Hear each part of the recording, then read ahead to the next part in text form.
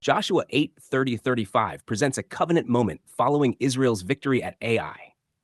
After warfare and judgment, the narrative turns toward worship, remembrance, and the public declaration of God's completed covenant relationship with his people.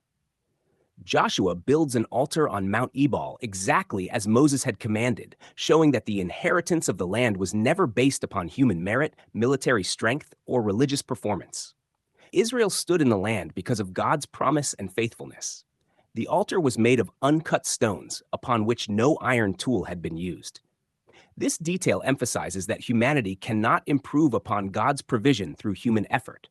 The worship of God could not be shaped by human craftsmanship or religious achievement.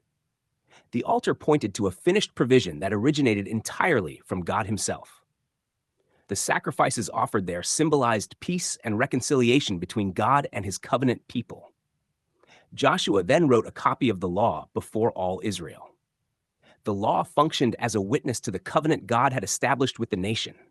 Yet even within the law was the testimony that blessing, inheritance, and life ultimately depended upon God's faithfulness, rather than man's ability to maintain perfect obedience.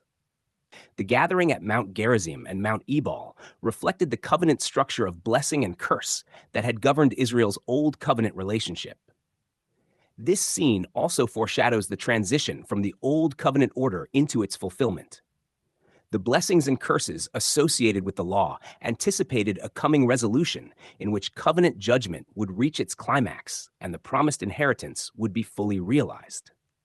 The public reading of the law before the entire assembly, including women, children, and foreigners, revealed that God's covenant purposes extended beyond a narrow ethnic identity and pointed toward a greater gathering of people into covenant peace. Joshua read all the words of the law, the blessings and the cursings. This declaration demonstrated the complete authority of God's covenant word over Israel's life. Yet the old covenant system itself anticipated a future completion. The repeated sacrifices, covenant ceremonies, and memorials pointed forward to a time when reconciliation, rest, and inheritance would be fully established. The setting at Shechem is also significant because it was a place associated with covenant promises dating back to Abraham. What began as promise was now being publicly acknowledged in fulfillment. Israel stood in the land as evidence that God keeps His word. The covenant ceremony served as a testimony that God's redemptive plan moves toward fulfillment exactly as He declared. Joshua 8:30-35 therefore stands as more than a historical covenant renewal.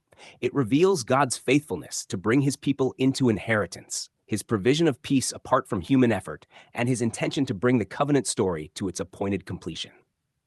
The chapter moves from conflict into covenant rest, from warfare into worship, and from judgment into the public affirmation of God's fulfilled promise.